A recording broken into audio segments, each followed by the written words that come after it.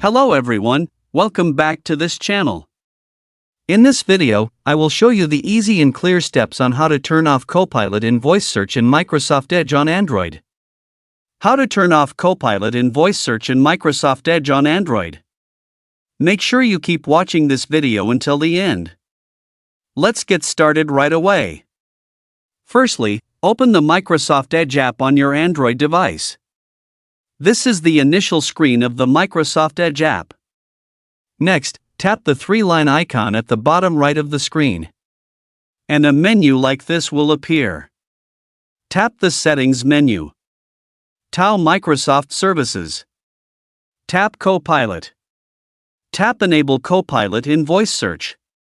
So that's it, tutorial how to turn off Copilot in voice search in Microsoft Edge on Android. Thank you for watching. I hope this video was helpful. See you in the next video.